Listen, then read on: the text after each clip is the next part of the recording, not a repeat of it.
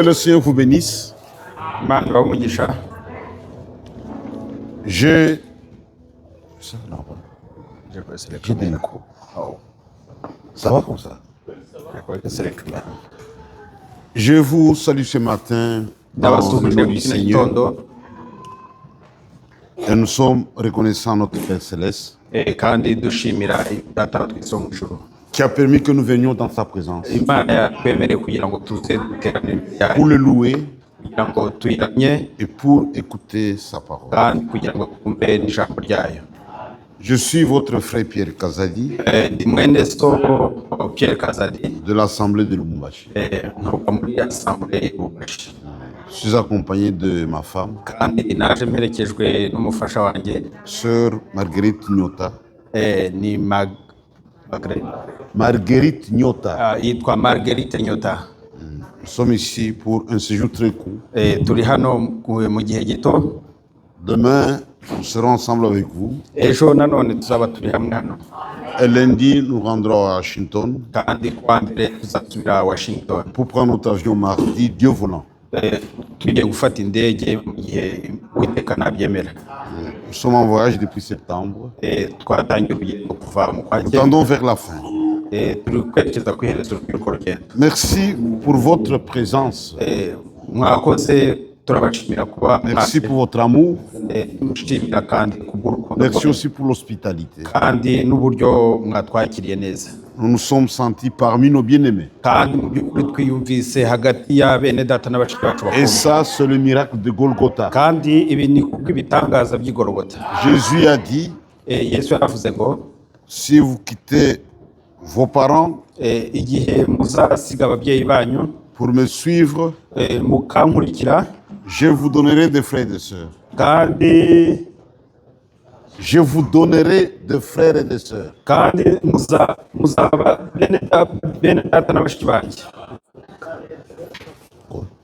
Amen.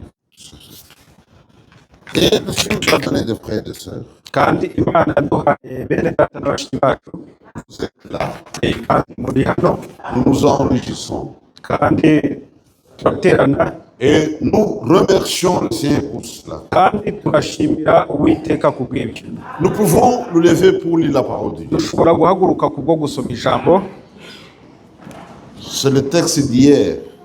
Nous lisons dans 2 Rois chapitre 5.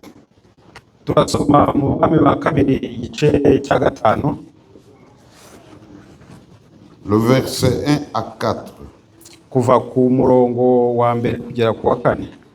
2 Rois chapitre 5.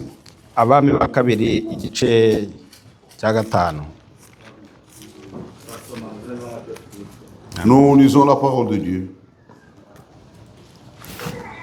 Naaman, chef de l'armée du roi de Syrie, jouissait de la faveur de son maître et d'une grande considération, car c'était par lui que l'Éternel avait délivré les Syriens. Mais cet homme fort et vaillant était lépreux. Naaman umugabo w'ingabo z'umwami w'Isiriya yari umutoni kuri shebuja kandi umunyacyubahiro kuko ari we Uwiteka yaheshaga Abasiriya kunesha. Yari umugabo umunyamaboko w'intwari ariko yari umubembe. Or les Syriens étaient sortis par troupes et ils avaient emmené captive une petite fille du pays d'Israël qui était au service de la femme de Naaman.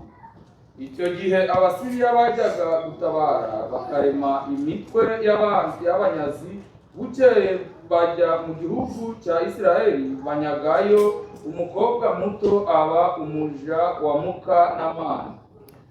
Et il dit à sa maîtresse, oh, si mon Seigneur était auprès du prophète qui est à Samarie, le prophète les guérirait de sa lèpre. Bukeye uwo muja abwira nyirabuja ati, icyama databuja agasanga umuhanuzi w'i Samariya yamukiza ibibembe.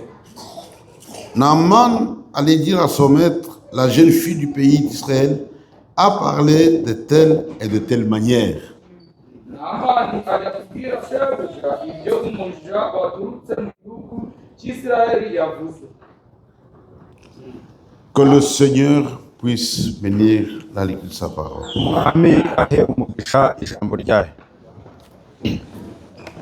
Cette histoire parle de la guérison de Naaman. iyi nkuru iravuga ko ugukizwa kwa Namani. C'était un grand homme, Yari umugabo ukomeye cyane, le chef de l'armée de Syrie. yari umugabo w'ingabo za Siriya, Et la Bible témoigne kandi Bibiliya irabihamya qu'il jouissait de faveur du roi kuko yabikoraga kubw'impamvu zo kugira ngo umwami abone gukira. et d'une grande considération. Yari igikorwa gikomeye cyane. C'est un homme qui avait une position privilégiée. Ni umugabo wari ufite ubudahangarwa bukomeye, Mais malheureusement, il était lépreux. ariko nubwo yari arwaye ibibembe, L'argent ne pouvait pas le guérir. amafaranga ntacyo yagombaga kumufasha kugira ngo akire ibibembe. Le roi ne pouvait pas le guérir. Yewe n'umwami ntiyagombaga kumukiza. C'est un homme fort, Uretse imbaraga, un homme vaillant, yari umugabo ukomeye, mais dépassé par la maladie. ariko yari yararenzwe n'ubwo burwayi. Maintenant, Dieu voulait guérir cet homme. Hanyuma turababwira kuri uwo mugabo, J'aime trouver comment Dieu se comporte. mbese ndatekereza uburyo uwo muntu yitwara. Comment Dieu agit. Ese ni Imana yabigenje iti? Dieu, il est tout puissant. Imana ishobora byose. Dieu veut prononcer la parole et les guérir. Imana ijambo rimwe gusa rishobora gukiza.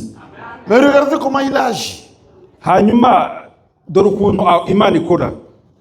Notre Dieu, Imana yacu il est maître de l'histoire. ni umugabo w'amateka. Tout soit sur la terre, Ibi byose mubona ku isi il n'y a rien de nouveau. nta gishyashya gihari. On peut trouver une explication dans les Écritures. Byose dushobora kubisanga mu ijambo, mu byanditswe. L'histoire de ce monde est dans cette Bible. Amateka yose y'isi akubiye muri Bibiliya. Notre Dieu, c'est le meilleur planificateur. Imana yacu ni umugenamigambi ukomeye cyane. Tu vois, nous les hommes, nous avons des plans, nous avons des programmes. Murabona twebwe nk'abantu tujya dushyiraho gahunda, tugashyiraho na porogaramu. Chacun a un plan, chacun a un programme. Buri umwe wese afite gahunda na porogaramu ye. Parfois, ça échoue. Rimwe na rimwe ntizishoboke.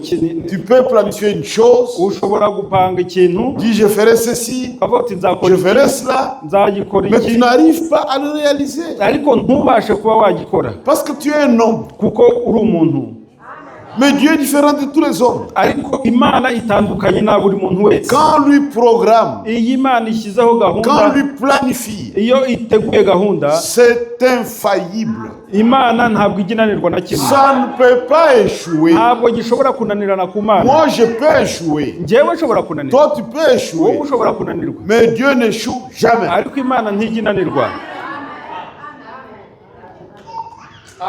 Maintenant, Dieu nous met en garde. Hanyuma Imana noneho ikadutegura Dans Isaïe 55, muri Yesaya 55.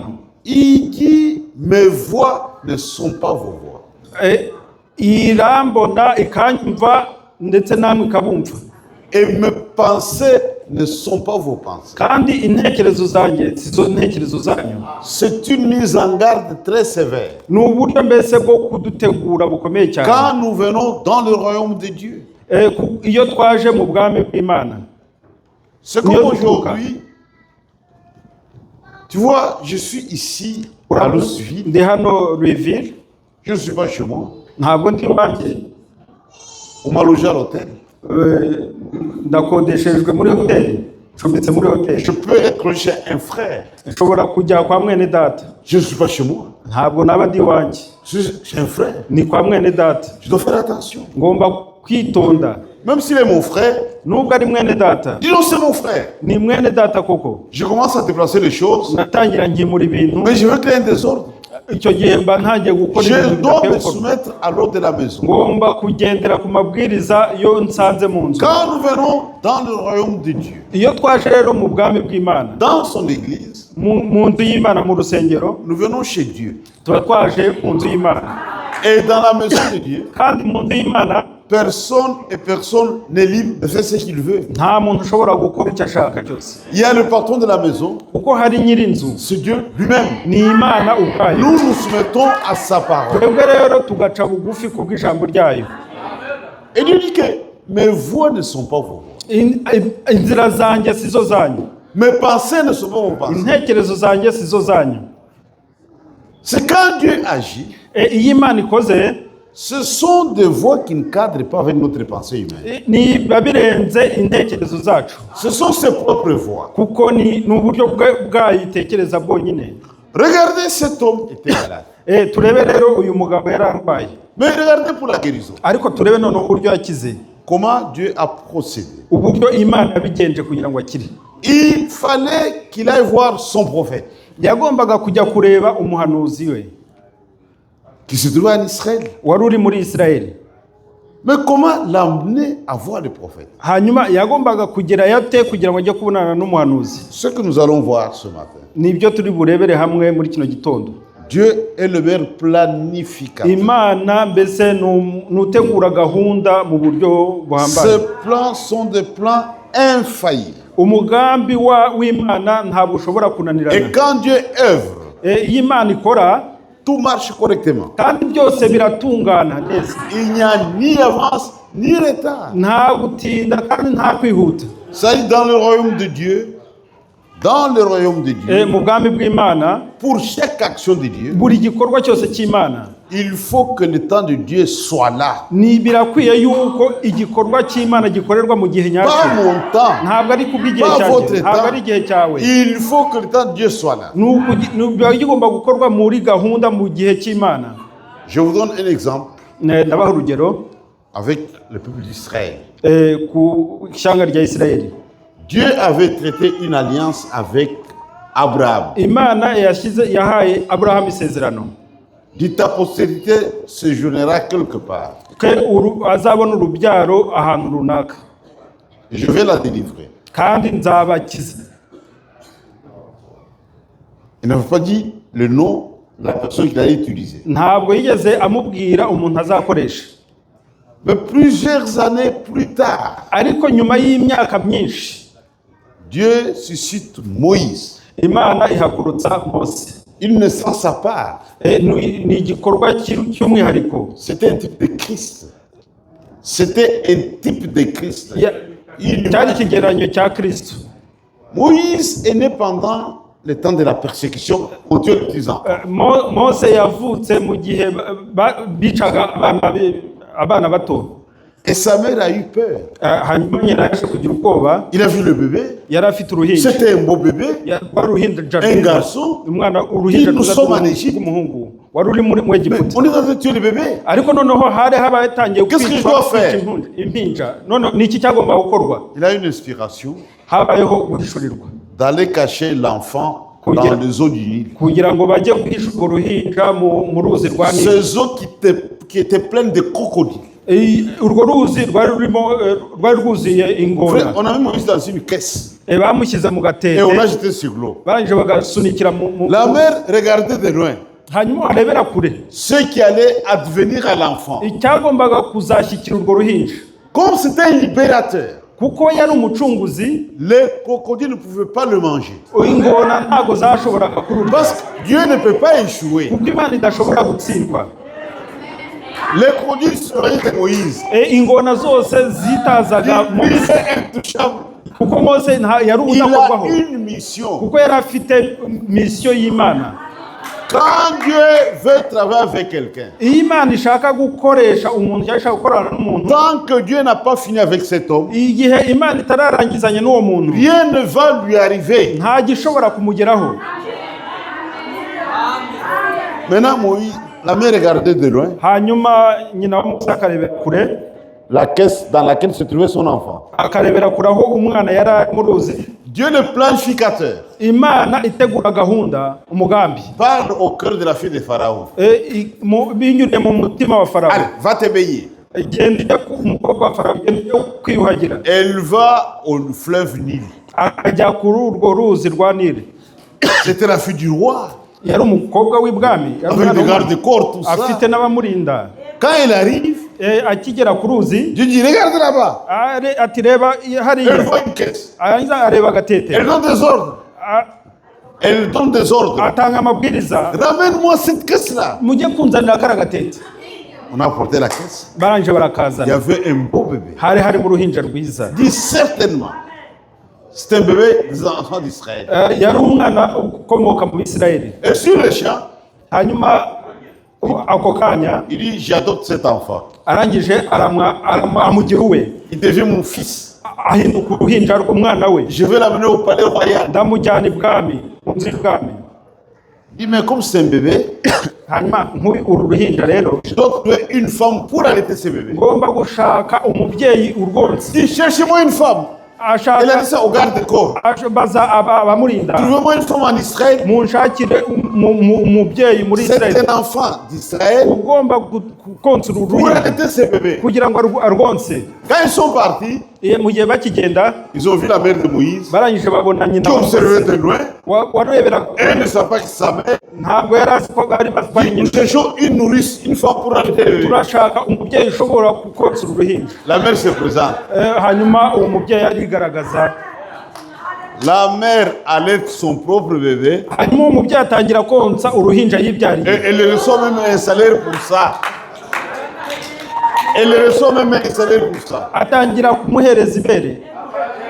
Ça, c'est Dieu. Iyo ni Imana.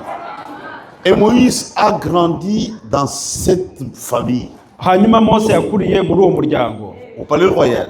umuryango w'ibwami. Mais en lui, Ariko muri we c'était un libérateur. yari umucunguzi. Il y avait ça en lui. Muri we C'était sa mission. niyo yari misiyo ye, nibwo bwari ubutumwa bwe. Dieu avait placé ça dans le cœur de Moïse.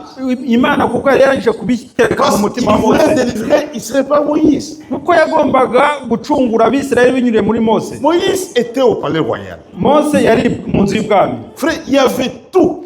byose byari bihari, Il y avait tout. byose byari bihari. Mais ces choses Ari- ne réjouissaient pas Moïse. ariko nubwo hari buri kimwe cyose, ariko nta na kimwe cyamushimishaga. Quand il regardait ses frères esclaves, Iyo yarebaga bene se mu buretwa, son cœur saignait. umutima we warabiraga Il dit, ce sont mes frères. kuko ni bene data, Ils doivent être libres. bagomba gucungurwa. Il voulait ça. Yarabishakaga, Il pouvait regarder dans la même direction avec la famille de Pharaon. yagombaga kurebera mu cyerekezo kimwe n'umuryango wa Farawo. Pour Pharaon, Kuri Farawo ce sont des esclaves. ni abacakara, Pour Moïse, kuri Moyize, ce sont ses frères. kuri Mose ni bene se, Et il voulait les rejoindre. kandi yagombaga Il ne kubasanga, voulait pas rester au palais royal. ntabwo yagombaga kuguma mu nzu y'ibwami. Quand le Saint-Esprit, Igihe umwuka wera dans Hébreu 11, mu Baheburayo igice cya 11 fait un commentaire sur Moïse, bavuga kuri Mose, dit c'est par la foi. kuko C'est par la foi nibwo kwizera que Moïse en Égypte. On peut lire ça peut-être pour que le frère. dushobora kubisoma Nous sommes dans Hébreu 11. Hébreu 11. Abaheburayo igice cya 11. Hébreu 11. Lucas 27. C'est par la foi que Moïse, devenu grand, refusa d'être appelé fils de la fille de Pharaon. Kwizera niko kwatumye Mose ubwo yari amaze gukura yanga kwitwa umuhungu w'umukobwa wa Farawo. Regardez, frère. Par la foi. Ni kubwo kwizera. Les hommes aiment ce qu'on appelle le trafic d'influence. Abantu burya tujya dukunda igitutu. Vous verrez sur cette terre, Murabibona hano kuri iyi si, quelqu'un qui n'est pas très proche d'un chef, umuntu utari hafi y'umupatro we, umukoresha we, peut-être le chef est de son village, yenda ari mu mudugudu runaka, mais quand il en parle, ariko iyo avuze vous commencez, c'est son petit frère. wagira ngo ni murumuna we. Les gens aiment ça. Abantu barabikunda. Dit-elle, c'est mon frère. Bati ni mwene Parce que data, c'est un grand homme. ni umugabo ukomeye. Mais Moïse, par la foi, Ariko Moise kubwo kwizera dit, je ne suis pas. ntabwo ndi. C'est pas la fois qu'il refusa d'être appelé. Il refusa d'être appelé fils de la fille de Pharaon. Yahakanye kwitwa umuhungu w'umukobwa wa Farawo. Dit, moi, je ne suis pas le fils de la fille de Pharaon. njye ntabwo ndi umuhungu w'umukobwa wa farawo. Ah, il a refusé. Yarabyanze. Il préférait être maltraité yahisemo nawe gutotezwa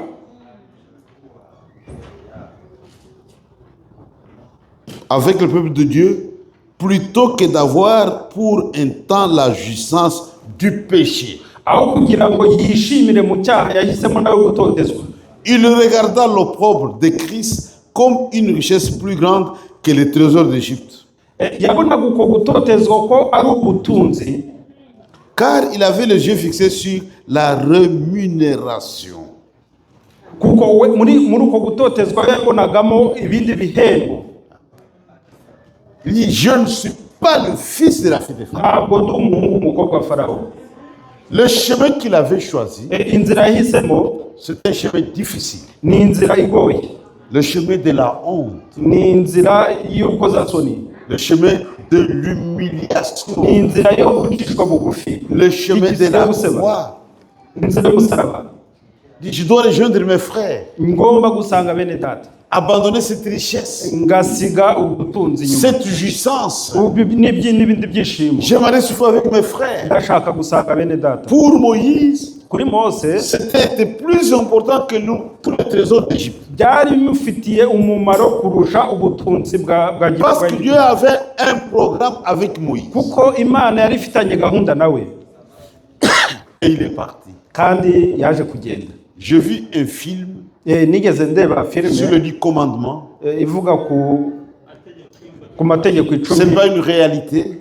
ntabwo ari ukuri, C'est une mise en scène bien jouée. ni uburyo, ni imfashanyigisho yakinwe neza. Quand Moïse a rejoint ses frères, igihe Mose yasangaga fabriquant avec eux le brique, babumbaga amatafari, la fille de Pharaon n'en revenait pas. umukobwa wa farawo ntabwo yabashije Dit, kubyumva. comment peut-il quitter le palais royal pour rejoindre des gens comme ça? ni gute umusore ashobora kuva ibwami akajya gusanga abacakara bari kubumba amatafari? C'est comme aujourd'hui. ni nk'uyu munsi nanone. Pour le monde, nous ne valons rien. Pour le monde, nous, twebwe muri iyi nous si sommes des hommes sans valeur. turi abantu badafite agaciro. Il y a des grandes églises, hari amadini menshi connues internationalement. afite ishusho mpuzamahanga. Il y a même des gens qui ont honte de venir. hari n'abafite ikimwaro Dire, je ne peux pas m'associer à la basse classe. ko ntashobora kwifatanya na bariya bantu bo Moi, hasi il faut la bakennye. haute classe. agashaka Mais kuzamuka un vrai croyant, ariko umwizera nyakuri, le meilleur milieu, c'est parmi les frères et sœurs. umwizera nyakuri ari hagati yacu. Nous nous muri bene sentons data vraiment à bashya. l'aise. niho twiyumva ko dutekanye tumeze neza. Et Moïse était là, kandi Mose nawe yari aho ngaho, le libérateur. umucunguzi. Maintenant, regardez. hanyuma turebe rero, Avant le temps de Dieu, mbere y'igihe cy'Imana, Moïse a tenté de libérer le peuple. Mose yagerageje gucungura ubwoko Mais il bw'Abisirayeli, a échoué. ariko yarananiwe. Il a vu deux frères qui se battent. yabonye bene se bari kurwana, Il est intervenu. nawe yarahagurutse ajya Ne kurwana. faites pas ça. nimukore ibyo bintu, Vous êtes frères. muri abavandimwe, Laissez ça. mureke ibyo bintu. Dit, ah, Yangira ati, on te connaît toi. twe turakumenye. Tu as tué un Égyptien. wigeze kwica Et tu umunyagiputa, veux le tuer aussi. none natwe urashaka Comment tu as tué kutwica l'Égyptien? ko wishe umunyagiputa. Moïse a fait une démonstration. hanyuma Mose yagize uburyo yigenza, Je vais vous libérer. nje kubacungura. En un clin d'œil. mu guhumbya Il tue un Égyptien afata et il umunyagiputa l'enterre. aramuhamba. Quelle force! n'izihe mbaraga! Mais quand il a appris ça, maze kwiga ibyo ngibyo, une histoire connue, on va m'arrêter. Il a fui. arangije amaze gukora ibyo yarahunze. Maintenant, quand le temps de Dieu arrive, rero igihe cy'Imana kigeze, regardez le temps de Dieu. hanyuma murebe igihe Dieu cy'Imana. a attendu. Imana yarategereje. Quand Moïse était jeune, Moise akiri umusore il était fort. yari afite imbaraga. Dieu ne l'a jamais envoyé. Dieu a attendu qu'il soit vieux. Imana yategereje yuko amaze gusaza. Quand il était vieux, amaze gusaza, maintenant Dieu fait passer Moïse par une expérience. hanyuma Imana none yamucike mu kigeragezo. L'expérience du buisson ardent. Ikigeragezo cy'umuriro kiri kwaka. Moïse avait fui. Mose yarirutse, yarahunze. Il est allé vendre une femme là au désert. Il a pris une femme au désert yahugiye mu butayu, et il gardait le troupeau de son beau-père. yaragiraga amatungo ya sebukwe. C'est devenu un berger yahindutse umushumba avec le troupeau. w'umukumbi wa sebukwe. Dieu le pousse. Imana Dieu iramusunika, le pousse Imana vers la iramusunika montagne. imusunikira ku musozi, Et il faut... hanyuma arangije abona umuriro. C'est un homme très instruit. Ni umugabo wari warateguwe Quand il était en Égypte, mu gihe yari ari mu il Egiputa, était bien instruit. yari yarateguwe Il a neza. vu un feu, Yabonye umuriro, il regarde, arawitegereza, il observe. arawitegereza, Mais les buissons ne se consumaient pas. ariko uwo muriro ntabwo wazima. Tout ce qui brûle, ça doit se consumer. Igihe umuriro uri kwaka ugomba no Il dit, kuzima, mais ça ne se consume pas. hanyuma uyu muriro kuki utari kuzima? Ça, c'est mystérieux, ça. Iki ni igitangaza, Ça, c'est mystérieux. ni igitangaza. Il voulait s'approcher pour comprendre. Yashatse kuwegera noneho kugira ngo abashe Et comment kubyumva neza. expliquer ça? Ni gute ibintu Le feu est là, umuriro mais ça ne se consume pas. ariko ntabwo uzima? Non, je vais comprendre ça. Hanyuma ndashaka kuwegera noneho Dieu lui byumva parle. byumva. Moïse, Mose une voix sort du feu. yabonye uwo muriro uri kwaka. Ne t'approche pas d'ici. Arangije yumva ijwi ati ntiwegera Oh, ahangaha, tes souliers. manza ukuremo inkweto zawe Tu te tiens sur un lieu saint. kuko urahera. Frère, quand Dieu ordonne, il n'y a pas de discussion. Imana iyo itanze itegeko ntabwo ubasha Moïse n'a kuvuguruza. pas discuté. Mose ntabwo yigeze avuguruza, Il a enlevé ses souliers. yakwetuye inkweto ze. Ce que nous disons dans Genèse, je crois, chapitre 3, Ibyo dusoma mu itangiriro igice cya gatatu, on peut lire ça rapidement. dushobora kubisoma mu buryo bwihuse. C'est Exode plutôt, Exode 3. Mu kuva igice cya gatatu, Exode.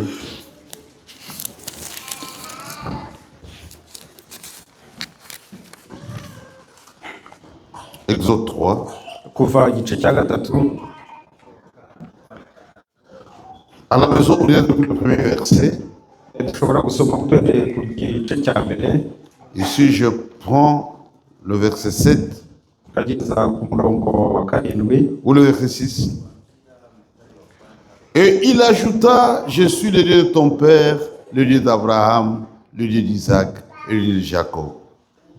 Moïse se cacha le visage car il craignait de regarder Dieu. Icyo gihe Mose verset 7. J'ai lu d'abord le verset 6, maintenant le verset 7. L'Éternel dit, je vis la souffrance de mon peuple qui est en Égypte, et j'ai entendu les cris que lui font pousser ses oppresseurs, car je connais ses douleurs. Je suis descendu pour les délivrer de la main des Égyptiens et pour les faire monter de ce pays dans un bon et vaste pays, dans un pays où coule le lait et le miel. Kuva igice cya gatatu umurongo wa karindwi niho tubanje gusoma.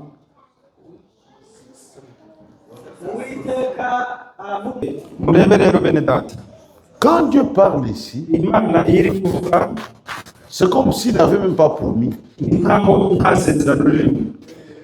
Il dit, je vis la souffrance de mon peuple. Ati ndabona umubabaro w'ubwoko bwanjye, J'ai entendu les cris que lui font pousser ses oppresseurs. numvise ugutaka kwabo, Et je connais ses douleurs. kandi uwo mubabaro ndawuzi. Dieu avait donné la promesse à Abraham. Imana yahaye Aburahamu isezerano, Maintenant, le peuple était dans la distraction. hanyuma Dans la distraction, dans l'oubli. bari mu Qu'est-ce que Dieu a fait? ni iki Imana yakoze? Dieu a fait en sorte qu'il y ait un pharaon qui ne connaissait pas Joseph. Imana yashatse yuko habaho Farawo utazi Yosefu. Et il a commencé à le faire souffrir. Irangije itangira kumutoteza Farawo mubabaza. Frère, c'était venu la souffrance. Yari umubabaro ukomeye, Mais c'était pour leur bien. Avec la souffrance, harimo n'umubabaro, ils se sont rappelés des promesses de Dieu. batangiye kwibuka amasezerano y'Imana. Nous souffrons, Kuko turi kubabara, mais nous avons une promesse ariko dufite isezerano, de la délivrance. isezerano ryo Là, gucungura. ils ont commencé à crier. Batangiye kunihiga, Et Dieu dit, j'ai entendu les cris de mon peuple. numvise ugutaka k'ubwoko bwanjye. Dieu fait des promesses. Imana ikora amasezerano. Parfois, nous, on est distrait. Rimwe na rimwe natwe turabisirayeli. Dieu permet parfois des situations difficiles Imana ishobora kugucisha mu bihe bikomeye pour nous réveiller. kugira ngo idukangure. Quelqu'un peut être négligent Umuntu ashobora kutabyitaho ntabe dans la agaciro prière. dans la vie de la prière, mu buzima bwo gusenga, Dieu permet qu'une maladie le frappe. hanyuma Imana ikemera yuko uhura n'ibigeragezo. Il va à l'hôpital, Wajya kwa muganga, le médecin lui dit, muganga akakubwira pour ça on n'a pas de produit. kuri ubu burwayi nta muti, Nous allons seulement vous accompagner jusqu'à la mort. tuzaherekeza kugeza Là, ku rupfu. il se tourne vers Dieu. Il dit, Seigneur, Imana ugatangira ukavuga uti, si Imana toi tu ne fais pas quelque chose, nitagira icyo ukora je vais mourir. ndapfa.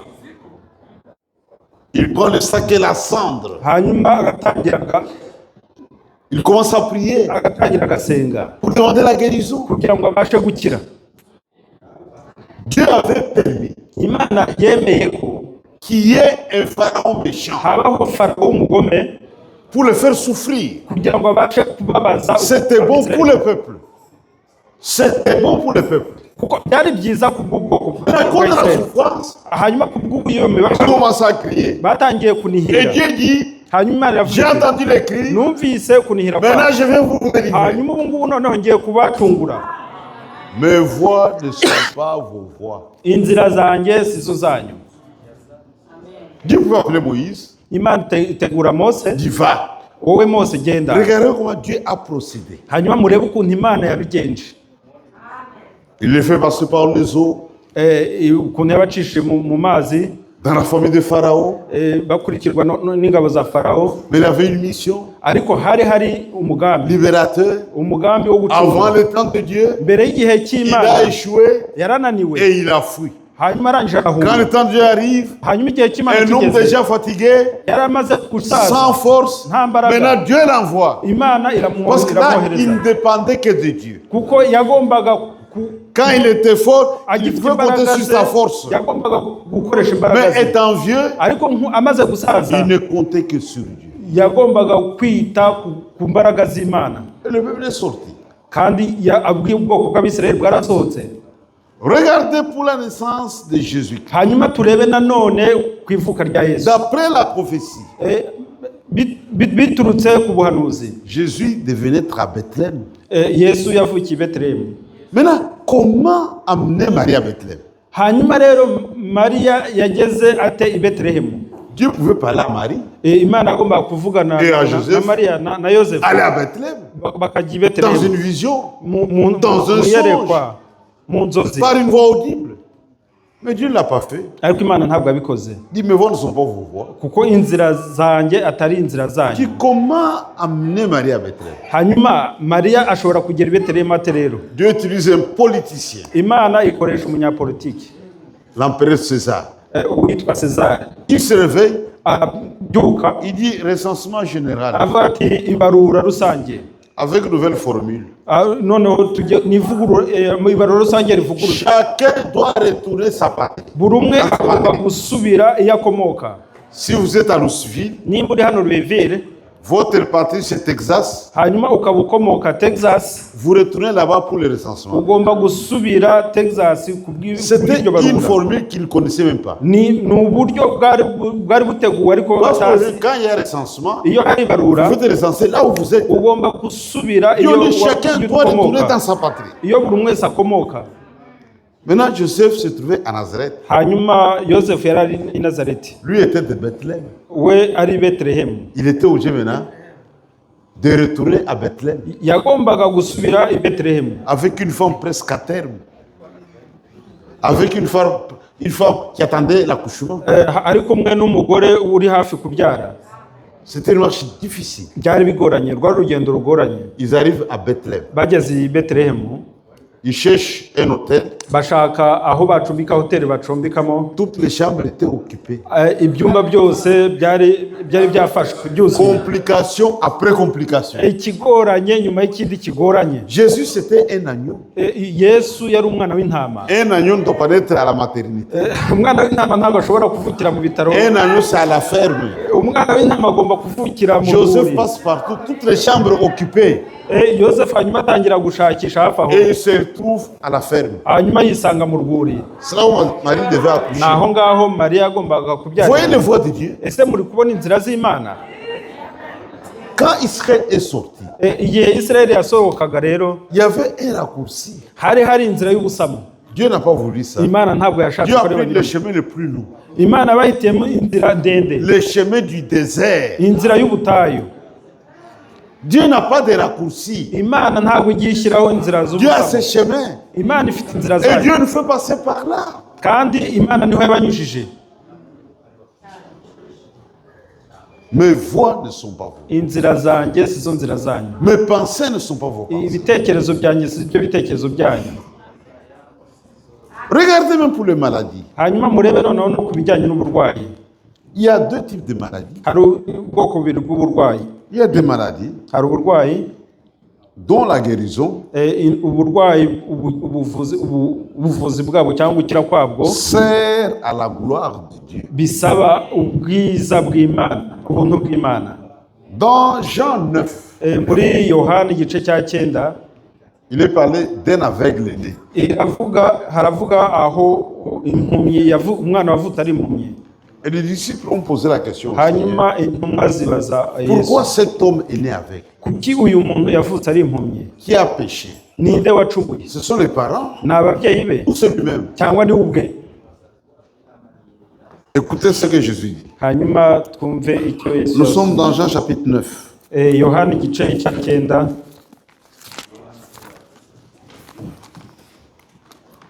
Jean chapitre 9, 1 à 3.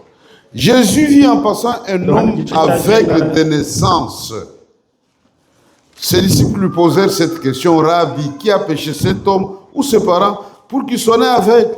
Jésus répondit: ce n'est pas que lui ou ses parents aient péché, mais c'est enfin que les œuvres de Dieu soient manifestées en lui. Yohana igice cya 9 verset 3. Chapitre 9, 1 à 3. Yohana igice cya 9 umurongo wa 1 kugeza ku wa 3. Amen. Akigenda abona umuntu wavutse ari impumyi. Abigishwa baramubaza bati: mwigisha, ninde wakoze icyaha, uyu cyangwa ni ababyeyi be, ko yavutse ari impumyi? Yesu arabasubiza ati: uyu nta cyaha yakoze cyangwa ababyeyi be, ahubwo ni ukugira ngo imirimo y'Imana yerekanirwe muri we.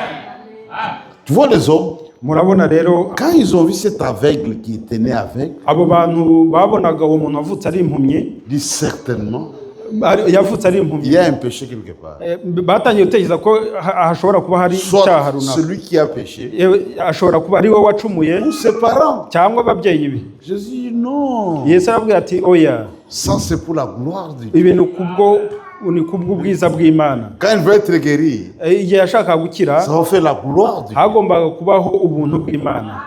Même pour Lazare, il a dit la même chose. Kandi no kuri Lazaro ni uko nguko byanagenze. Nous lisons cela dans Jean chapitre 11, Yohana turabisoma muri Yohana igice cya au verset 11. 4. Après avoir entendu cela, Jésus dit: cette maladie n'est point à la mort, mais elle est pour la gloire de Dieu, afin que le Fils de l'homme soit glorifié par elle. Verset 4. umurongo wa 4. Jean 11, 4.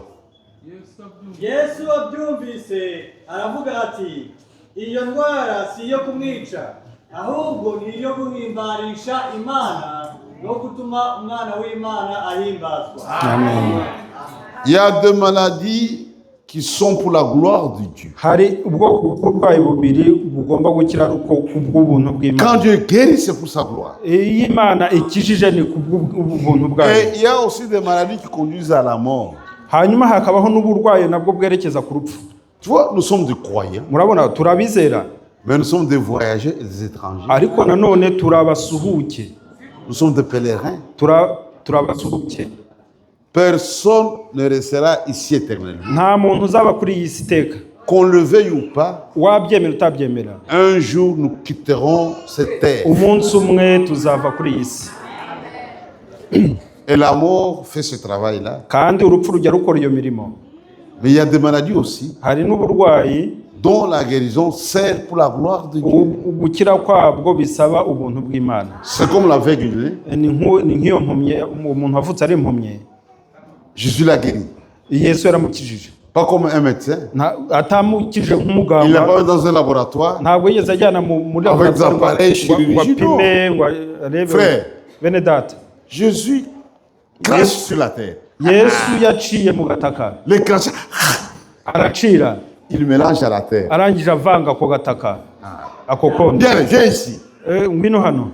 Il applique sur les yeux. Arangije akora ku maso ye. Va te laver. Hanyuma genda ukarabe. Il demande à un aveugle Arangije asaba d'aller se laver. Et l'aveugle a obéi. Kandi uyo mpumyi yari Quand il a fait, yamaze il a kubikora commencé à voir. yatangiye kubona.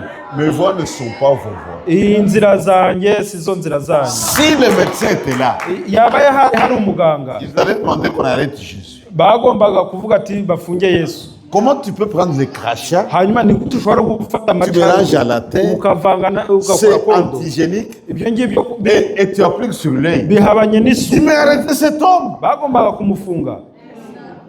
Vous voyez, Murabona l'homme a vu. umuntu yaje kubona. Là, ça, c'était son ami. Lazaro yari inshuti ye, Il était malade. yari arwaye Il a eu un message. kandi yaje kubona ubutumwa. Il n'est pas allé vite. Il n'est pas allé là-bas vite pour aller prier pour Lazare. Ntabwo yagombaga kwihutira kujya Il gukiza ça sera Lazaro. pour la gloire de Dieu. Yagombaga kugerayo ku bw'ubwiza bw'Imana. Il a laissé Lazare mourir. Yamanje kureka Lazaro apfe. Il a dit à ses disciples, Arangije abwira abigishwa be, notre ami Lazare dort. inshuti yacu Lazaro arasinziriye. Les disciples ont compris comme des hommes. Hanyuma abigishwa babyumvise Mais s'il nk'abantu. dort, Lazaro mais il va arasinziriye. se réveiller. Ariko araza Il dit Lazare est gukanguka. mort. Lazaro yapfuye. Marie pleurait, Marthe. Marita na Mariya barariraga. Les gens pouvaient dire à Marie et Marthe, Hanyuma muri uko kurira kwa Mariya na où est Marita. votre Jésus? Hanyuma Yesu waje. Maintenant vous êtes éprouvés. Hanyuma aza Vous l'avez kubagaragariza. appelé. Mujye Il kumuhamagara. n'est pas venu. Ntabwo Vous êtes en deuil. bari mu On ne le kintu. voit pas. Nta kintu tubona. Il est venu en retard. Yesu yaje kuza atinze. C'était fait à dessein. C'était fait à dessein. Byakozwe ku bw'igihe. Quand Marthe a pris, Mu gihe Mariya que le Seigneur s'approchait de la maison, mu gihe Mariya yamenyaga yuko elle est Yesu ari sortie à hafi sa y'inzu, rencontre. yagiye kumusanganira. Dis Seigneur, Mwami, si tu étais là, yabaye wari uhari, mon frère ne serait pas mort. mwene data ntabwo yakagombye kuba yapfuye. Avec respect. N'icyubahiro cyinshi. Seigneur, Mwami, si tu étais là, yabaye wari uhari. il dit Marie, Aramubwira ati Mari, ne t'ai-je pas dit, ntabwo nakubwiye, si tu crois, niwizera tu verras la gloire de Dieu. urabona ubwiza bw'Imana. Amen. Jésus est la gloire de Dieu. Yesu ni ubwiza bw'Imana. Jésus seul est la gloire de Dieu. Yesu ni ubwiza bw'Imana. Dieu n'est glorifié qu'en Jésus. Yesu yigaragarije, Imana yigaragarije muri Dieu Yesu. ne sera jamais glorifié dans un prophète. Yesu ntabwo azigera yigaragariza Dieu mu ne sera muhanuzi. jamais glorifié dans un prédicateur. Ntabwo azigaragariza mu Jésus seul est la gloire de Dieu. Yesu niwe bwiza bw'Imana. Dis, mais d'accord, Ese mon frère va ressusciter mwene data araza kuzuka à la dernière résurrection. ku muzuko wa nyuma. Jésus dit, Yesu aravuga ati moi je suis la vie njyewe ndi ubuzima et la résurrection. kandi ndi ukuzuka. Frère, c'était un choc. Les gens qui étaient tout autour, Abari bamukikije bari aho ngaho bose. on va voir ce qu'il va faire maintenant. Hanyuma turajya kureba none Il a dit qu'il est la vie bijya gukorwa. et la résurrection. Yaje kumuzura. Montrez-moi où vous l'avez enterré. Hanyuma munyereke aho mwamushyinguye. Marie ou Marthe raisonnait. Mariya na Marita Ça fait 4 jours. hashize iminsi Mais il sent déjà. mu by'ukuri ntabwo yarashangutse. Il dit enlevez la pierre. Arangije bakuraho urutare. Frère, Bene data, quelqu'un qui était dans le tombeau, umuntu wari uri mu mva ça faisait 4 jours. hashize iminsi 4. La corruption s'est déjà installée. Il s'est décomposé, Yari yatangiye gushanguka, en train de pourrir. yatangiye no kunuka. Jésus crie, Yesu arangije avuga n'ijwi riranguruye, Lazare, Lazaro sors. sohoka. Frère, Lazare est sorti. Lazaro arasohoka. Les gens sont tombés. Abantu baraguye aho Ils disent, ngaho. ce n'est pas possible. Ibi ntabwo Ne bishoboka. t'ai-je pas dit, Ese ntabwo si tu nabibabwiye? crois, tu Niwizera verras la gloire. urabona ubwiza bw'Imana. Amen. Dieu permet certaines choses pour sa gloire. Imana gusa ibyo yabyemeye kugira ngo habeho Il ubwiza est bwayo. Dieu. Ni Imana Il a ses voies. ifite inzira zayo. Maintenant, revenons à l'histoire de cette petite fille. Hanyuma tugaruke kuri ya nkuru ya wa mwana w'umukobwa. Dieu voulait guérir Naaman. Imana yashakaga gukiza Namani. L'argent ne pouvait pas le guérir. L'argent ne pouvait pas le guérir. Amafaranga ntabwo ashobora Le kumukiza. roi ne pouvait pas le guérir. Umwami ntiyashoboraga kumukiza. Seul Dieu pouvait le guérir. Uretse Imana yonyine yagomba kumukiza. Mais comment amener Naaman à la guérison? Hanyuma rero Imana yaje kumukiza gute? Israël et les Syriens étaient en guerre. Israeli na Syria bararwana bari mu ntambara. Ça, ce sont des politiciens qui se battent. Nabo ni intambara z'abanyapolitiki. Mais Dieu aussi avait un plan. Ariko n'Imana ifite umugambi wayo. Quand il y a guerre, Iyo hari intambara parfois, rimwe na rimwe il y a la captivité. habaho no kujyanwa mu On bunyago enlève les gens, on part avec eux. bakabatwara mu bunyazi. Et parmi les captifs, Hanyuma muri abo il banyazwe y avait une petite fille d'Israël. hari harimo umwana w'umukobwa wa Isirayeli. On l'a amené en Syrie, Bamujyana muri Siriya. loin de sa nation, loin de sa patrie, Nyuma loin de son pays. kure cyane y'igihugu cye. Et quand elle arrive en Syrie, Akigera muri Siriya elle travaillait chez Naaman, yakoraga kwa Namani. donc chez la femme de Naaman. Yakorera ku mugore wa Namani Comme esclave, peut-être on dirait. nk'umucakara, niko umuntu yabivuga. Elle était là, Yabaga aho ngaho. mais une fille d'Israël, Umwana w'umukobwa wa Isirayeli. une petite fille. Umwana w'umukobwa muto. Et regarde le maître de la maison Hanyuma areba nyir'inzu avec la lèpre, arwaye ibibembe. étant loin de son pays, Kandi ari kure y'igihugu cye. loin de son pays. Kure y'igihugu cye yivuga. Mais elle n'a pas oublié son identité. Ariko ntabwo yigeze yibagirwa Il dit, ibimuranga. moi ici, Ndi hano je suis une fille d'Israël. umukobwa wa Isirayeli. Chez nous, Iwacu des cas comme ça, uburwayi nk'ubu ngubu. notre Dieu guérit ça. Notre Dieu guérit ça. Imana ibi ngibi irabikiza. Imana yacu irabikiza. Mais en Syrie, il n'y a pas de produit. Ariko muri Siriya nta muti. Et chez nous en Israël, Ariko iwacu muri Isirayeli nous avons un Dieu dufite Imana. qui guérit la lèpre. Imana ikiza ibibembe. Amen. Loin de sa patrie, Kure cyane y'igihugu loin de cye. son pays. Kure y'igihugu cye cyane. Elle n'a pas oublié son identité. Ntabwo yigeze yibagirwa ibimuranga. Elle a commencé à confesser sa foi. Yatangiye guhamya ukwizera kwe. Elle disait à sa maîtresse, Arangije abwira nyirabuja, si papa pouvait aller chez nous, yabaye uyu mupapa mais Dieu le guérirait.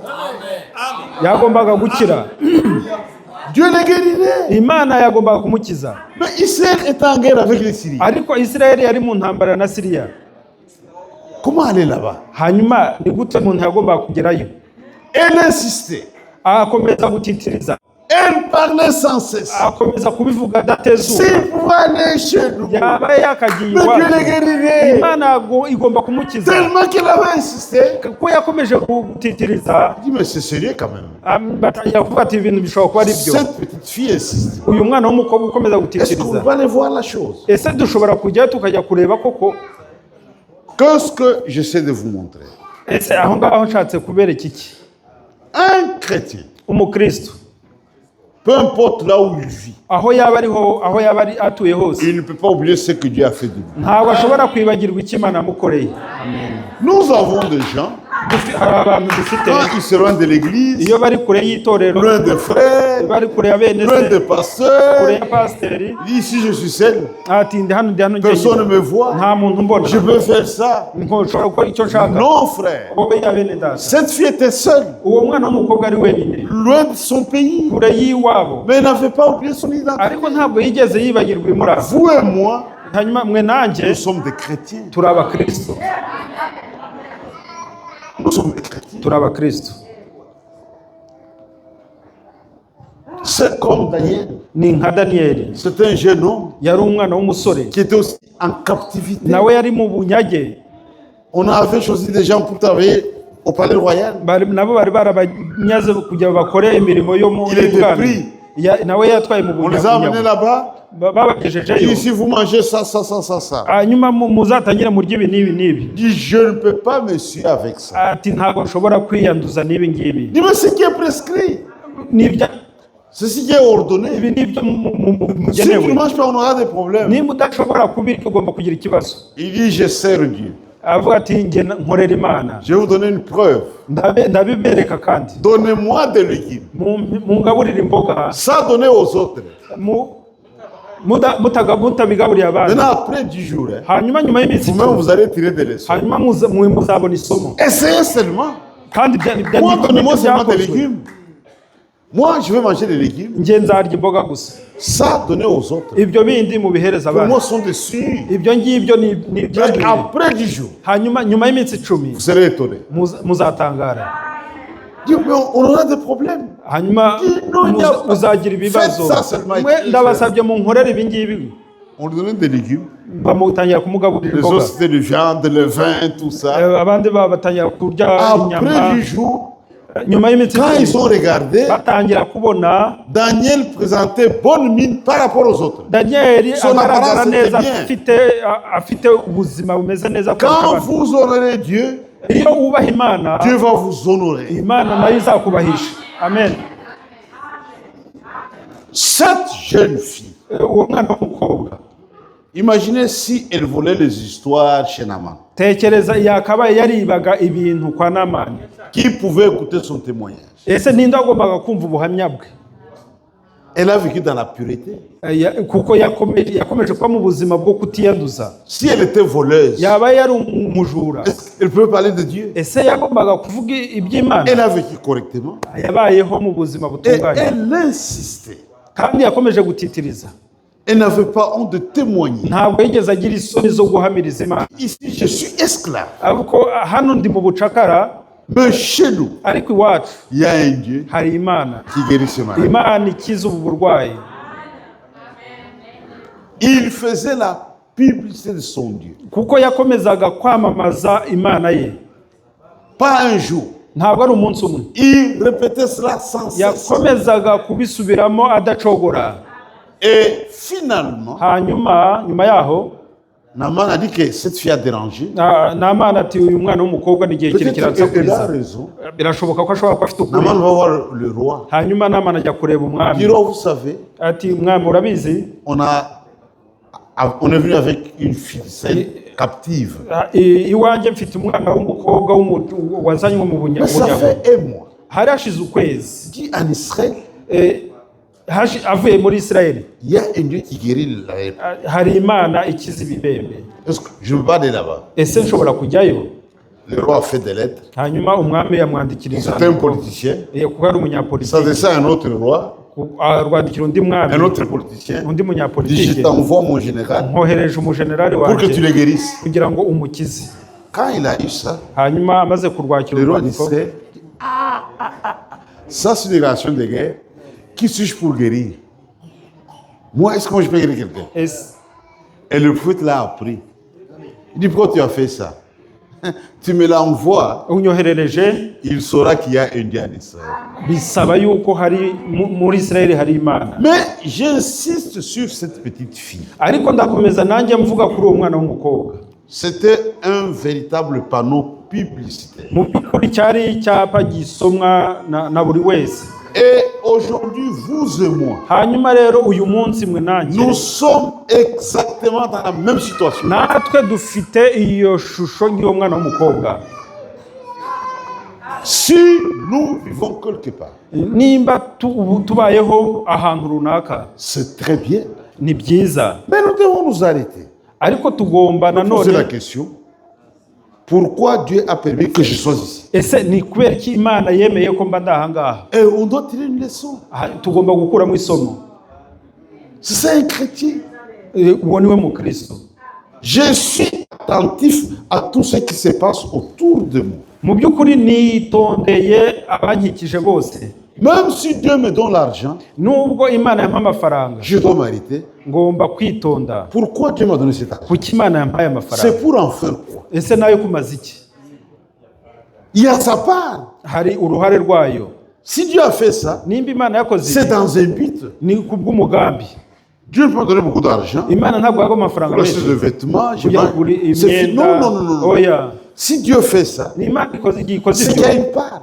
ni kubw'uruhare rwayo. Même un déplacement. Yewe n'uburyo bwo Quand kugenda je me trouve quelque part, niyo nakwisanga ahantu pourquoi Dieu a permis que je sois là? kuki Imana yemeye yuko nisanga aho Pour avoir une maison, ugomba kubikora avoir une voiture, ubu ufite imodoka envoyer des enfants à l'école, kugira abana ku et puis c'est fini. hanyuma birangirira Non, aho. frère. Oya bene data, Non, frère. oya bene data, Dieu a sa part. Imana igomba kugiramo umugabane wayo. Même un travail. Yewe no mu kazi, Pourquoi Dieu a voulu que je travaille ici? ese kuki Imana yemeye Dieu kunkorera? a sa part. Imana ifite Quelle est sa umugambi wayo. part? Ese umugabane wayo ni uwuhe?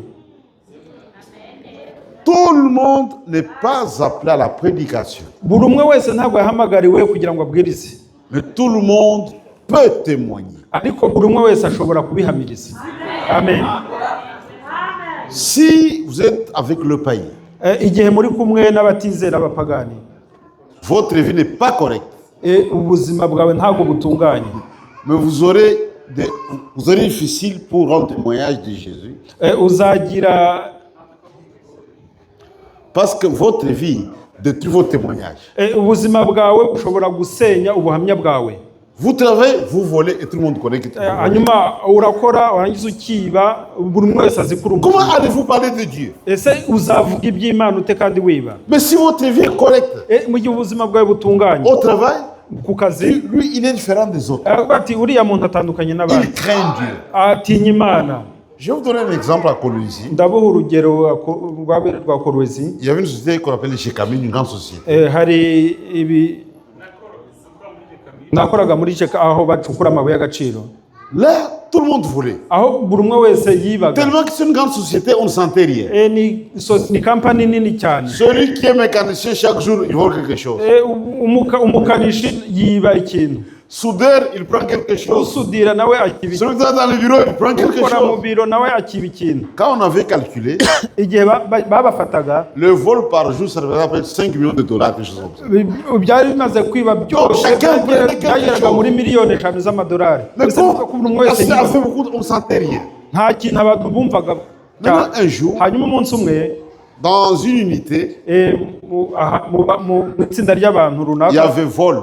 habayeho ubujura. On a appelé les gens qui travaillaient là-bas. Banje bakusanyiriza abantu bose Dit, hamwe. vous devez nous dire qui a volé ça. Mugomba kutubwira abibye ibyo bintu. Maintenant, parmi les païens là, Hanyuma muri abapagani ils disent aux blancs, babwira uwo muzungu, dit, le vol est là, c'est vrai.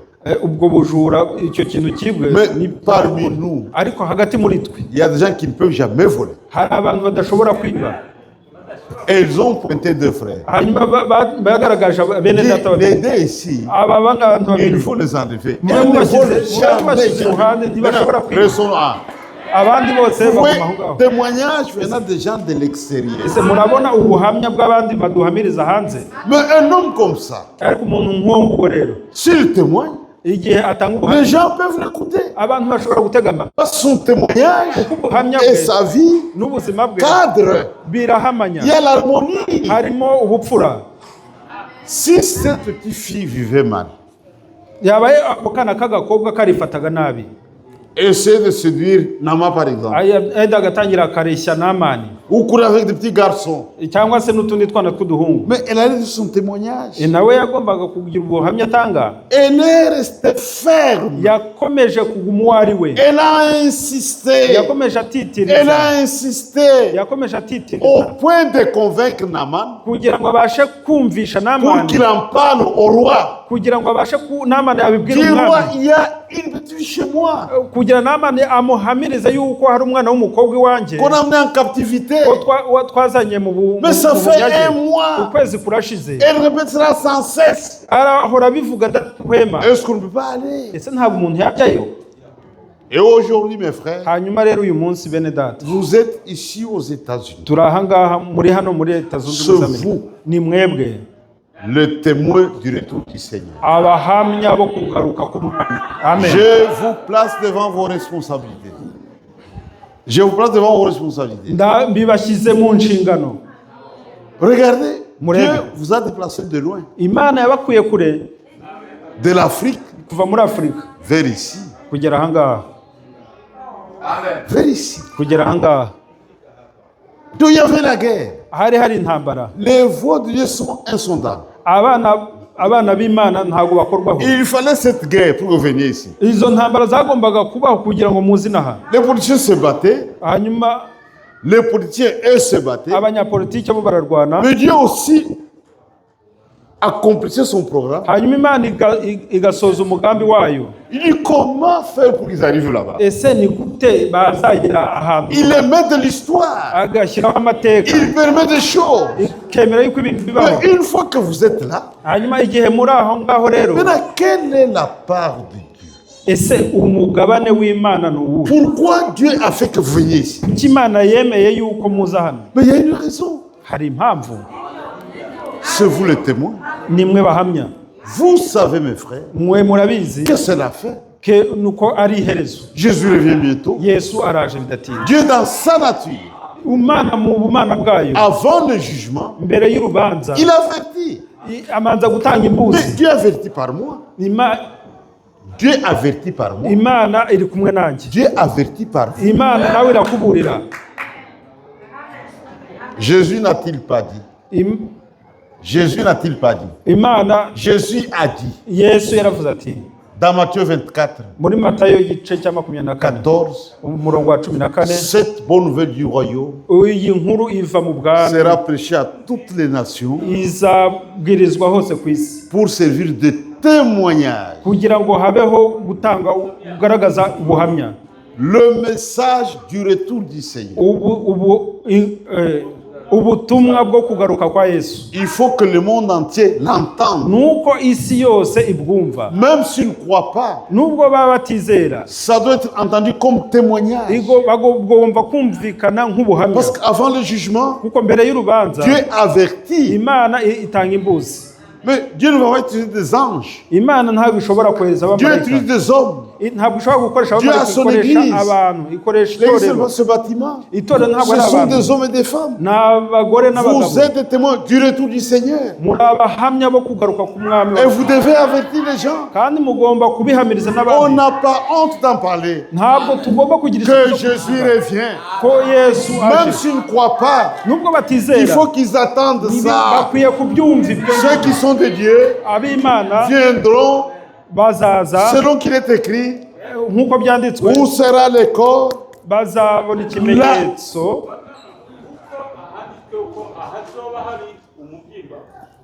Kuko handitse ngo ahazaba Où hari sera le intumbi, corps? Là s'assembleront les aigles. niho inkongoro zizateranira. Nous sommes deux panneaux publicitaires de Christ ici. Turi ibyapa bisomwa na buri wese hano ku isi. Regardez ici pour attraper les gens. Hanyuma turebe rero uburyo bwo gufata abantu. Il y a des panneaux.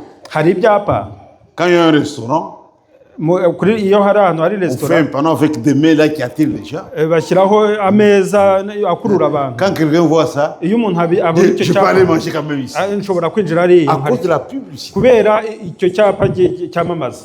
Et ici, c'est vous, le panneau de Jésus. Hanyuma rero namwe muri icyo cyapa cyamamaza kugaruka kwa On Yesu. ne doit pas avoir honte de témoigner. Ntabwo dukwiye kugira isoni zo gutanga ubwo buhamya. Jésus dit, Yesu aravuga ati, celui qui aura honte de moi uzagira isoni zo kumvuga et de mes paroles, no kubw'amagambo yanjye, quand le Fils de l'homme viendra, igihe umwana w'umuntu azazira, il aura aussi honte de lui. nawe azakorwa n'isoni. Quand quelqu'un n'est pas sûr de la chose, quand on n'est pas certain de la chose, Iyo udafite ibintu on est hésitant. uba ushidikanya, Mais celui qui est sûr, ariko iyo uhamya ubihamiriza, il en parle avec assurance. abivuga ashize amanga, Il insiste. agakomeza agatitiriza, Il se montre ferme. akagaragaza yuko koko Parce qu'il yabyemeye, est sûr de la chose. kuko abizi neza abihamiriza. Et aujourd'hui, mes frères, Hanyuma uyu munsi bene data, nous avons la certitude des choses que nous croyons. hanyuma dufite ihame y'ibyo twizera, Nous témoignons avec force, turabihamiriza n'imbaraga avec fermeté. kandi dushize Même si amanga. les gens ne veulent pas croire, Nubwo hari abadashaka kwizera, mais il faut qu'on en témoignage, ariko bakwiye kumenya ubwo qu'ils buhamya, rejettent la vérité. bakumva ukuri. Mais commencez par leur en parler. ariko hagomba kubaho kumanza kubibabwira. Nous témoignons par la parole. Hanyuma tubihamiriza mu magambo. Nous témoignons aussi par notre manière de vivre. Hanyuma tukabihamiriza none no mu buryo bwacu bw'imibereho. Quelqu'un peut nous observer Hanyuma iyo twitegereje et comprendre que quelque chose est en train d'arriver. hanyuma iyo twitegereje tubona yuko hari ikigiye kuba. Regardez les témoignages de cette petite fille. Hanyuma turebe ubwo buhamya bw'umwana w'umukobwa. A aidé ce général Yafashije uwo mujenerali à avoir sa guérison. kugira ngo abashe gukira. Dieu l'a utilisé. Imana yaramukoreye Loin de sa patrie, loin de sa nation, il n'y avait pas d'église, il n'y avait pas de pasteur. nta Elle était seule yari wenyine, et elle a gardé son témoin. ariko yakomeje gucunga Et aujourd'hui, mes frères, hanyuma uyu munsi bene nous data sommes exactement dans la même situation. natwe tubayeho nk'umwana w'umukobwa w'Umwisirayeli. Regardez au Congo. Turebe muri Congo, Quand Dieu va juger les Congolais, quand Dieu va les juger, Imana izajya gucira urubanza abakongomani. nous qui avons évolué là-bas, Twe twakuriye aho hariya muri Congo, nous serons des juges. twe tuzaba turi abacamanza, Pour ou contre. ababyemera ndetse n'abatabyemera. Dieu, c'est oui, c'est la situation difficile. Voilà, mes témoins sont là. Ezavuga ati ngaha ntabwo byari bigoranye, ntabwo byashobokaga, ariko Imana izabwira ati dore abagabo bo kubihamya n'aba. Les filles à l'université qui vendent leur corps pour avoir des points. Abakobwa batanga imibiri yabo kugira ngo babashe kubona Dieu a amanota. des témoins. Imana ifite abahamya. Nos sœurs qui sont là. Bene data bari hariya. Elles aussi étaient là, elles n'ont pas fait ça. C'est comme aujourd'hui. Uyu munsi ni nk'ubu ngubu uyu munsi Vous portez très grande responsabilité. mufite inshingano. C'est vrai que vous êtes là. Ko muri aha ngaha ko Dieu vous a donné une maison, Imana yabahaye inzu, une voiture, imodoka, des conditions de vie meilleures. ubayeho mu buzima bwiza, Mais c'est pour votre corps. ariko ni kubw'umubiri wawe. Maintenant, quelle est la part de Dieu? Pourquoi Dieu a fait ça? Qu'est-ce que Dieu a gagné? Kubera iki Imana yemeye ko ibyo ngibyo bibaho? Quand Dieu vous donne un travail quelque part, Iyo iguhaye akazi ahantu vous runaka, travaillez, c'est très bien. ukora Mais quelle neza, est la part de Dieu? ese uruhare rw'Imana ni uruhe? Dieu fait ça pour que vous puissiez témoigner. Imana ikora ibyo ngibyo kugira ngo uzabashe kubihamya, Pour que les gens écoutent la vérité. kugira ngo abantu babashe kumva ukuri. Mais Dieu a besoin d'un agent. Imana igomba kugira abakozi. Les agents de Dieu, c'est vous, c'est moi. Abakozi b'Imana ni mwebwe. Dieu compte sur vous. Imana irabakoresha. Dieu compte sur moi. Imana nanjye ikanyitaho inashaka. Chacun d'entre nous Buri umwe wese muri twe représente le main de Jésus. agaragaza Jésus a dit, Yesu yaravuze ngo imposez les mains aux malades. nimurambika ibiganza ku barwayi Ils seront guéris. bazakira. Ce ne sont pas des anges. Ntabwo ari abamarayika, Ce sont des hommes. ni abantu. Nos mains sont les mains de Jésus. Ibi biganza byacu ni ibiganza bya Yesu. Ça doit être propre. Ça doit être propre. Bigomba kuba bifite isuku. On impose aux gens. Tubirambika ku barwayi, On élève les mains pures. twarangiza tukarambura ibiganza hejuru, Nous battons les mains pour glorifier le twarangiza Seigneur. tukakoma amashyi kubwo Mais kugaruka je k'umwana. vais utiliser mes mains pour battre ma femme. Ariko nanone bishobora gukoreshwa mu gukubita umugore Je wawe, vais dire pour voler, non. cyangwa se bigakoreshwa mu kujya kwiba, C'est pour la gloire de Dieu. ariko ni kubw'ubuntu bw'Imana. Tout mon corps appartient à Dieu. Umubiri wanjye wose ni uw'Imana. Je ne m'habille pas comme je veux. Ntabwo nitwara uko nshaka, Je m'habille pour plaire à Dieu. ntambara kugira ngo nshimishe Celui Imana. qui m'a racheté, Imana yancunguye, il a payé le prix. yatanze Je igiciro, lui appartiens. ndi uwayo, Je suis soumis à lui. ngomba guca bugufi nkamugandukira. C'est pourquoi, frère, Niyo mpamvu bene data nous portons de très grandes responsabilités. dufite inshingano zikomeye cyane, Nous avons un héritage lourd. dufite umurage ukomeye Surtout vous qui vivez ici. cyane cyane mwe mutuye hano. Dieu a fait quelque chose d'extraordinaire ici aux États-Unis. Imana yakoze igitangaza gikomeye hano muri Amerika, Mais les gens sont passés à côté. ariko abantu bakagikikira. Et Dieu vous envoie ici. Hanyuma Imana Il y a une bataille soutenue. hari urugamba rukwiye C'est gushyigikira, la bataille de la vérité. ni urugamba rw'ukuri, Parce que vous êtes témoin kuko muri abahamya, du retour du Seigneur. urugamba rwo kugaruka k'umwami. Il ne faut pas avoir honte. Ntabwo dukwiye kugira isoni, Nous n'avons pas honte ntabwo dufite isoni de parler ou de témoigner zo kuvuga cyangwa sur ce que Dieu guhamiriza est en train d'accomplir. ibyenda C'est la fin. turi mu iherezo. Jésus revient Yesu bientôt. araje bidatinze. C'est pourquoi aujourd'hui, niyo mpamvu uyu munsi nous sommes très attentifs niyo mpamvu uyu munsi turi abantu bakwiye kwitondera à tout ce qui se passe autour de nous. ibiba byose impande yawe Nous cyangwa tirons des leçons. dukwiye kubikuramo amasomo. Pourquoi Dieu a permis ça? Kuki Imana yabyemeye? Je termine par un exemple. Ndabivuga ntanze urugero. C'était à Lubumbashi. Ni Lubumbashi. Un jour, on était parti à l'hôpital, le plus grand hôpital, l'hôpital Saint-Louis. Umunsi umwe nagiye ku bitaro hôpital général ya Saint-Louis. Moi et mon frère Ekaka. Njye na mwene data Ekaka. Quand on était sur le point de sortir, igihe twenda gusohoka, il a commencé à pleuvoir. hatangiye kujojoba. On dit on attend un peu. Tuvuga reka dutegereze ho gato. Pendant qu'on attendait, Mu gihe twari dutegereje, on a vu des infirmières twatangiye kubona amener un malade sur une civière. bazanye umurwayi, Il le dépose là-bas bamurambikaho, et il rentre. barangije basubirayo. Qu'est-ce qui se passe? Ese ni iki kibaye? C'est une réalité ou c'est une vision ça? Ni ukuri cyangwa ni inzozi turimo? Un homme était là étendu au sol. Umurwayi yari agaramye aho ngaho ku butaka arwaye. Dit on ne peut pas fuir. Ati ntabwo tukwiye kugenda. Pourquoi Dieu a permis ça? Kuki Imana yemeye ko ibyo ngibyo Vous voulez partir? Ese murashaka On n'est kugenda? pas parti. Twagomba kugenda cyangwa On a ntitugende? salué. Tukamwihorera. Dit qu'est-ce qui se passe? Ese ni iki kibayeho? Dit écoutez, j'ai fait longtemps à l'hôpital. Ati maze igihe mu bitaro. Je n'ai pas de famille ici. Nta muryango mfite hano. Les factures sont accumulées. Il y a eu beaucoup de factures impayées. Hari fagitire zari zararenze zatarishyura. Maintenant, on me sort de l'hôpital. Hanyuma bansohoye mu bitaro. Parce qu'ils ne sont pas payés. Kuko izo fagitire ntabonye ubwishyu. Dit est-ce que vous avez une famille sur place? Ese waba ufite umuryango hafi aha? Il dit non. Abatireka. J'ai quelques membres de famille à Kolwezi. Mfite umuvandimwe ahitwa Kolwezi. J'ai dit à frère Kamoudi. J'ai dit à mon frère Ekaka. Mbwira mwene data Ekaka. Dit tu vois, Dieu a fait que nous soyons là. Se uzi yuko Imana yemeye yuko ibi biba turi aha ngaha. On dit au revoir. Non, non. Pourquoi Dieu a fait ça? Ntabwo dushobora kumusezeraho ngo tugende. On ne doit pas fuir la responsabilité. Ntabwo dukwiye guhunga inshingano. On doit s'occuper de cet homme. Tugomba kwita kuri uwo muntu. Ce qui a été fait, Nibyo on n'a pas byakozwe. dit, bon, au revoir, débrouille-toi, chacun pour son et pour tous. Non. Pourquoi Dieu a fait ça? Reka tumusezereho noneho Imana kuri twese buri umwe wese ku giti cye. Donc, on est attentif à tout ce qui se passe. Twagombaga gukurikirana ikibiri kubaho ngaho Dans tout ça, quelle est la part? ese muri ibyo byose ni uwuhe mugabane w'Imana? Il y a une part qui revient à Dieu. Hari umugabane w'Imana wari uhari. Pourquoi Dieu a fait ça? Kuki Imana yemeye ko ibyo ngibyo bibaho ngaho? Nous sommes cependant des publicités. Turi ibyo byapa byo kwamamarizaho Yesu.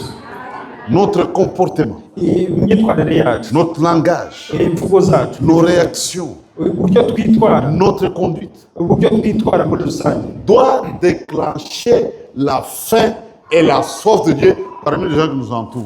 kugomba kugaragaza iherezo y'uko Yesu aje ku bantu bose badukikije. Quelqu'un peut venir chez nous, Igihe umuntu ashobora kuza même sans prédication.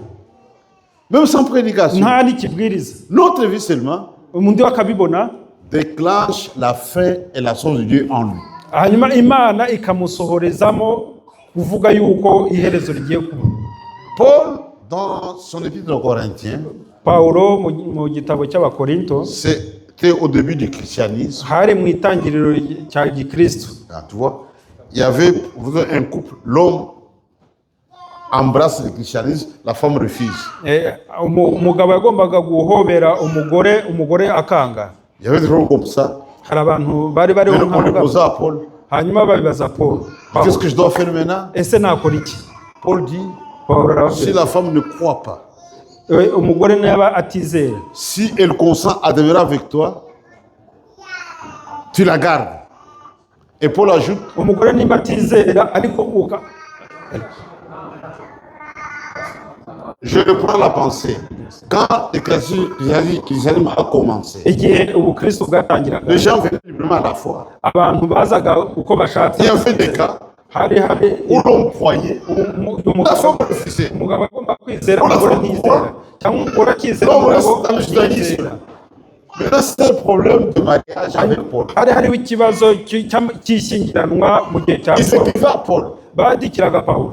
Paul le répond dans 1 Corinthiens. Pawulo akabandikira mu Bakorinto ba mbere. Et si le mari est croyant, Nimba umugabo yizera, la femme ne croit pas, umugore akaba atizera, et la femme vit avec le mari, hanyuma on ne doit pas la répudier. ntabwo akwiye kumusenda Ou vice-versa. cyangwa mu bundi buryo, Parce que le mari croyant kuko umugabo yizera, est sanctifié par la femme, kuko yezwa kubw'umugore we, ou la femme croyante cyangwa umugore yaba yizera sanctifie le mari. nawe umugabo Maintenant, akezwa quelqu'un pose la kubw'umugore question, we. madame. Comment une femme croyante peut-elle sanctifier le mari? Hanyuma mwene data Branham aza kubazwa icyo kibazo ati ese ni gute umugabo ashobora gutuma yezwa Frère kubw'umugore? répond, Mwene data arasubiza ati si c'est une vraie croyante, nimba ari umwizera nyakuri, sa vie est déjà très salée.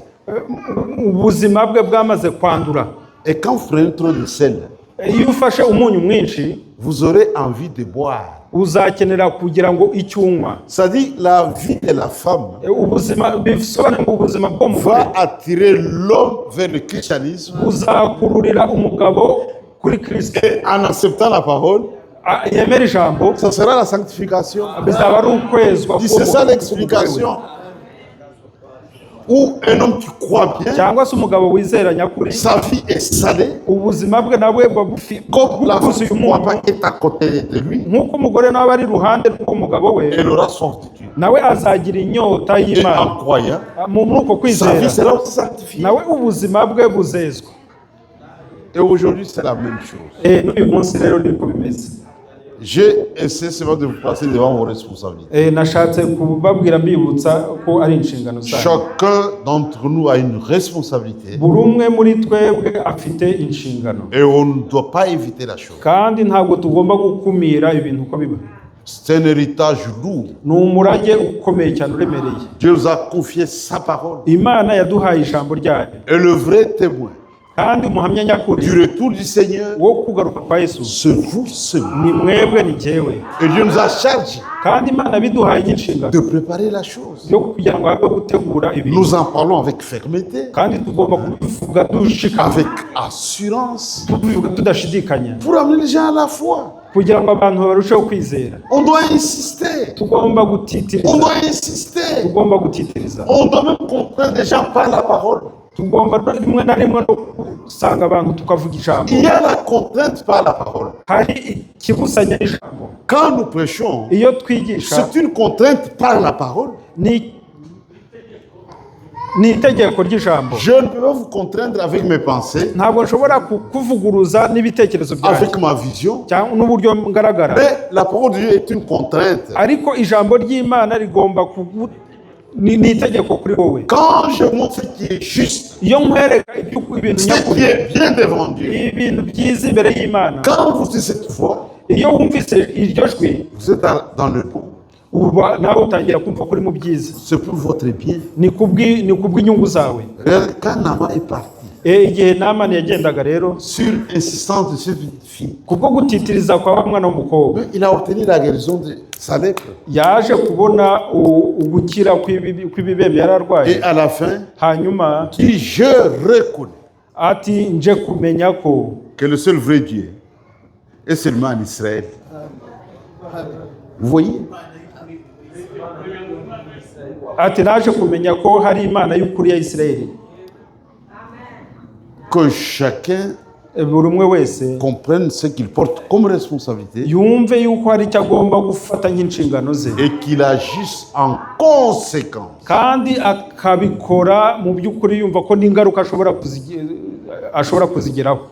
À la fin, Ku iherezo il y aura un défilé hazabaho umwiyereko, de vainqueurs umwiyereko w'abatsinze de tous les âges. bo mu bisekuru byose. On va commencer à pleurer. Tuzatangira twishime, Et quand on va arriver dans l'âge de la Odyssée,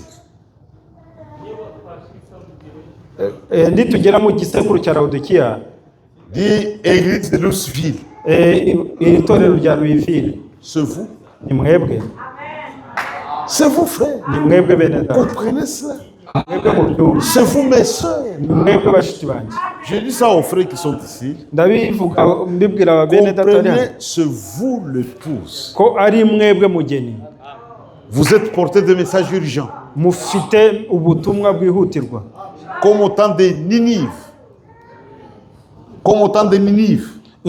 ubutumwa nk'ubw'igihe cya Ninive. Jonas avait un message urgent. Yona yari afite ubutumwa bwihutirwa. Il n'a pas tourné autour du pot. Ntabwo yabashije kwizenguruka ku kiraro. Quand le gros poisson l'a lâché sur Ninive, igihe igisamaki cyamurukiraga Ninive, il y a encore 40 jours, hashize iminsi 40, et Ninive est détruite. Ninive harasenyutse. Tellement que c'était percutant. Mu by'ukuri byari biteye ubwoba. Le roi était secoué. Ubwami bwarashegeshwe. Il a dit que l'heure est grave. Habayeho ikosa rikomeye cyane. Il a rassemblé toute la ville. Yakusanyirije umujyi wose hamwe. Dit prenons le sac et la cendre. Ati